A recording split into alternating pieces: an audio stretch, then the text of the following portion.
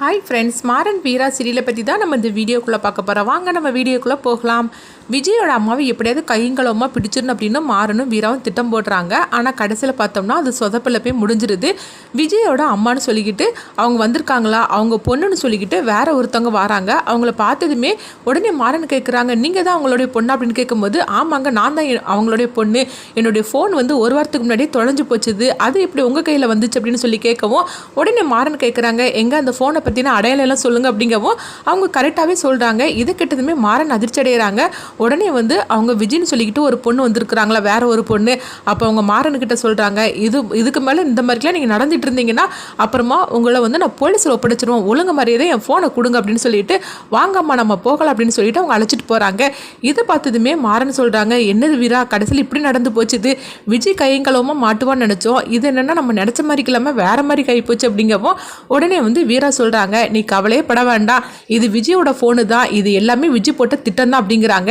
இது கிட்டதுமே மாறன் அதிர்ச்சி அடைகிறாங்க. எப்படி சொல்கிறேன்னு கேட்கும்போது, ஆமாம் அதெல்லாம் எனக்கு தெரியும், ஆனால் இது விஜயோட ட்ராமா தான் எனக்கு நல்லாவே தெரிஞ்சு போச்சுது, நீ ஒன்றும் கவலைப்பட வேண்டாம், இந்த ஃபோனை திரும்பவும் விஜய்க்கு தான் வரப்போகுது அப்படிங்கவோ, அது எப்படி உனக்கு தெரியும் அப்படிங்கவோ, நான் எல்லாத்தையுமே ரெடி பண்ணி வச்சுட்டேன், அந்த ஃபோன் வந்து விஜய்கிட்ட தான் வரும், அது மட்டும் இல்லாமல் அந்த ஃபோன் எங்கெல்லாம் போதோ அது எல்லாமே வந்து எனக்கு தெரியும், அந்த மாதிரிக்கு நான் அதில் செட் பண்ணி வச்சிருக்கிறேன் அப்படிங்கவோ. இது கிட்டதுமே மாறன் வந்து அதிர்ச்சி அடைகிறாங்க.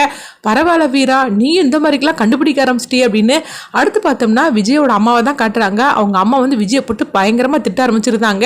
நீ கொஞ்சம் உஷாரா இருக்க வேண்டாமா, நான் மட்டும் கொஞ்சம் ஏமாந்துருந்தோம்னா அந்த மாறன் என்ன பண்ணியிருப்பான் தெரியுமா, ஆனால் நல்ல வேலையா கடைசியில் இந்த மாதிரி நடந்து போச்சுது, அவங்க குடும்பத்தை பழி வாங்க சொன்னோம்னா நீ என்னன்னா இந்த மாதிரி பண்ணிட்டு இருக்கிறீ அப்படிங்கவும் உடனே விஜய் வந்து அவங்க அம்மா போட்டு திட்டுறாங்க. எங்க பாருமா, நீ இந்த மாதிரிலாம் பண்ணிட்டு இருக்காத, எடுத்தோம் கவுத்தோம்னா இதை முடிக்க முடியாது, எங்க அப்பாவோட கதை முடிஞ்சதுக்கு அந்த ராமச்சந்திரன் குடும்பம் தான் காரணம், அதுக்காக பழி வாங்குறதுக்காக தானே அந்த வீட்டுக்கு நான் போனேன், சின்ன வயசுல இருந்தே அந்த குடும்பத்தை பழி வாங்குறது தானே நம்மளோட லட்சியம், நீ சொன்ன மாதிரிக்கெல்லாம் நான் பண்ணணும்னா அப்புறமா நான் போலீஸ்ல தான் போய் உட்காந்து கம்பி எண்ண வேண்டியதான் இருக்கும், ஆனா நம்ம கொஞ்சம் வந்து மெதுவாக தான் இந்த ஆட்டத்தை வந்து நம்ம ஆரம்பிச்சுட்டு போனோம், நீ நினைச்ச மாதிரிக்கெல்லாம் எடுத்தோம் கவுத்தம்லாம் போக முடியாது, நம்ம நினைச்சது முடிஞ்சும் ஆகணும், அதே நேரம் நம்ம பேரும் வெளியே வரக்கூடாது, அந்த மாதிரிக்கு பண்ணணும், நீ மாதிரிக்கு சொன்னேன்னா நான் நாளைக்கு போலீஸ் ஸ்டேஷன்ல தான் போய் இருப்பேன், அதனால நீ போடுற திட்டத்தெல்லாம் வந்து இதில் செயல்படுத்த முடியாது, நான் அப்படியே வந்து அமைதியாக தான் இருப்பேன், ஆனால் நான் நினச்சது எல்லாமே நடந்துரும் அப்படின்னு சொல்லவும், இப்போ அடுத்தது என்னதான் பண்ண போற அப்படிங்கும்போது அமைதியாக இருந்து பாருமா அப்படிங்கிறாங்க.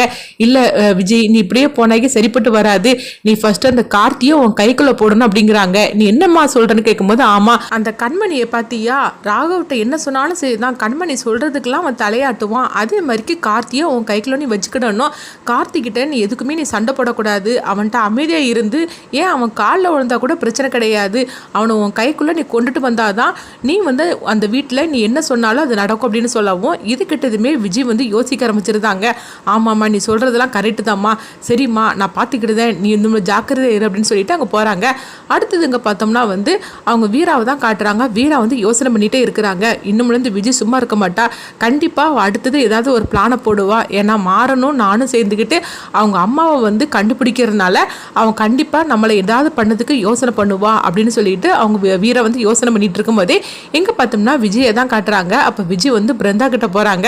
பிருந்தா, என்ன பிருந்தா நீ சாப்பிடலையா, வா அப்படின்னு சொல்லவும், எதுக்கு உனக்கு இந்த மாதிரிக்கெல்லாம் கறி சொன்னோம், எனக்கு வயிறு பசி வந்தா எனக்கு சாப்பிட தெரியும், வேலையை பார்த்துட்டு போ அப்படின்னு பிருந்தா வந்து சொல்லவும் உடனே வந்து விஜய் சொல்றாங்க, ஏன் பிருந்தா இந்த மாதிரிக்கெல்லாம் என்கிட்ட கோவச்சிக்கிட்டு இருக்கிற, என்ன இருந்தாலும் சரிதான், நானும் வந்து வீட்டுக்கு மருமகளா இருக்கிறேன், நீயும் இந்த வீட்டுக்கு மருமகளா வந்துட்ட, நம்ம பிரச்சனையெல்லாம் கண்டிப்பா ஒரு நாள் முடியும், அது வரைக்கும் நீ இந்த மாதிரிக்கெல்லாம் பேசக்கூடாது, என்ன இருந்தாலும் சரிதான், நீ எனக்கு ஒரு தங்கச்சி மாதிரிக்கு தான், நீ இப்படி சாப்பிடாம இப்படி சோகத்துல எல்லாம் இருக்கிறத நினைச்சா எனக்கு கவலையா தான் இருக்கும், நீ சாப்பிடாம இருந்துட்டா மட்டும் இந்த பிரச்சனை எல்லாம் முடிஞ்சிருமா என்ன, இந்த பிரச்சனை முடிகிற வரைக்கும் நம்மளும் வந்து நல்லபடியா இருந்தா தானே இந்த பிரச்சனை முடியும், என்ன இருந்தாலும் சரிதான், உன் வாழ்க்கையை தட்டி பறிச்சது என்னமோ நான் தான், ஆனா என்ன பண்றதுக்கு, என் வாழ்க்கையே வந்து கார்த்தி மச்சானால இந்த மாதிரிக்கு நடந்து போச்சுல, எனக்குன்னு வேற யாருமே கிடையாது, நான் ஒரு அனாதை இருந்தனால தான் ராமச்சந்திரன் மாமா என்னை இந்த வீட்டுக்கு அழைச்சிட்டு வந்தாரு, ஆனா அதுக்கு பிறகு என்னென்னமோ நடந்து போச்சுது, இப்போ இந்த வீட்டை விட்டு நான் போனோம்னா நான் எங்கே போவேனே எனக்கு தெரியாது அப்படின்னு சொல்லவும், இதெல்லாம் கேட்டதுமே பிருந்தா வந்து அவங்க அப்படியே பார்த்துட்டு இருக்கிறாங்க. என்னது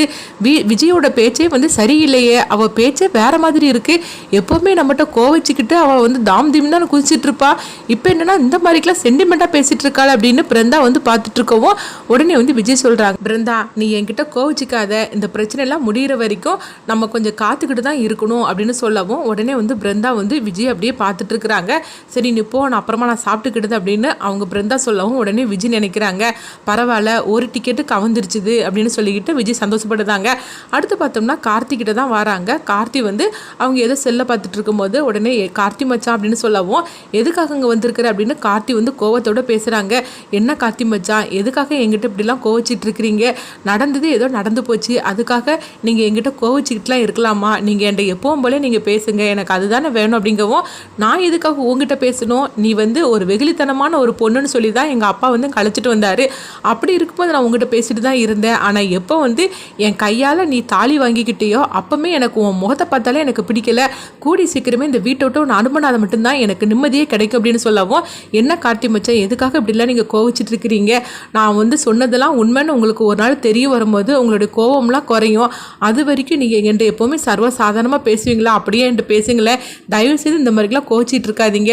என்ன இப்போ உங்களுக்கு பிருந்தா கிட்ட பேசணுமா? நான் அவனை பிருந்தா ஒன்று அழைச்சிட்டு வரட்டுமா அப்படின்னு சொல்லவும், இப்படி சொன்னதுமே கார்த்தி வந்து பார்க்குறாங்க, என்னது இவ இந்த மாதிரிக்கு பேசிகிட்டு இருக்கிறா, இவ இப்படிலாம் பேசக்கூடிய ஆளே கிடையாது. பிருந்தா பக்கம் நான் போனாலே உடனே வீராணி அவள் கூட்டிகிட்டு வந்துடுவா, கூட்டிகிட்டு வந்து சண்டையை போடுவா. இப்போ என்னென்னா இப்படிலாம் பேசிகிட்டு இருக்காளே அப்படின்னு கார்த்தி வந்து அப்படியே பார்த்துட்டு இருக்கவும், அப்போ அங்கே வந்து வள்ளி வராங்க. உடனே வந்து அவங்க வள்ளி, என்ன விஜய் எதுக்காக இப்போ இவன்கிட்ட பேசிகிட்டு இருக்கிற, அவனை திட்ட போகிறான் போ அப்படிங்கும்போது, அப்படிலாம் ஒன்றும் இல்லை வள்ளி சித்தி, அவங்களுக்கு பிருந்தா கிட்ட பேசணும்னா சொல்லுங்கள், நான் அவனை பிருந்தாவை அழைச்சிட்டு வரட்டுமான்னு சொல்லி கேட்கவும், இப்படிலாம் சொன்னதுமே உடனே வள்ளி பார்க்குறாங்க. என்ன விஜய் நீ தான் சொல்கிறேன்னு கேட்கும்போது, ஆமாம் வள்ளி சித்தி, என்ன இருந்தாலும் சரி தான், அந்த குடும்பத்தில் பிரச்சனையாக இருந்துட்டு இருக்குது, அது நினைக்கும் போது எனக்கு ரொம்பவே கவலையாக இருக்குது. அதனால தான் சொல்கிறேன், என்னுடைய கழுத்தில் தாலி கட்டின கார்த்தி மச்சான் இப்படி சோகத்தில் இருக்கிறத பார்த்தாக்கி என்னால் தாங்கிக்க முடியல அப்படின்னு ரொம்பவே நல்லவங்க போலயே அவங்க சீனை போட்டுட்டு இருக்கிறாங்க. இதை பார்த்துட்டு கார்த்தி வந்து அப்படியே முழிக்கிறாங்க. இவ உண்மையிலேயே இதெல்லாம் பேசிட்டு இருக்காளா, இல்லைன்னா இவ இப்படிலாம் பேசுகிற மாதிரிக்கு நம்மக்கிட்ட ஒரு நடிப்பு நடிக்காளா அப்படின்னு சொல்லிக்கிட்டு கார்த்தி வந்து குழப்பத்தோட பார்த்துட்டு இருக்கிறாங்க. அப்போ வந்து வள்ளி சொல்கிறாங்க, பாருடா விஜய் எவ்வளோ தன்மையாக பேசிட்டு இருக்கிறா, இப்போ மாதிரி விஜயை பற்றி நீ புரிஞ்சுக்கடா அப்படின்னு சொல்லிட்டு இருக்கவும், கார்த்தி வந்து ரொம்பவே குழப்பத்தோடு இருக்கிறாங்க. விஜயோட அடுத்த நாடகம் ஆரம்பிச்சிட்டாங்க. அடுத்து என்ன நடக்க போகுதுன்னு சொல்லி பார்க்கலாம்.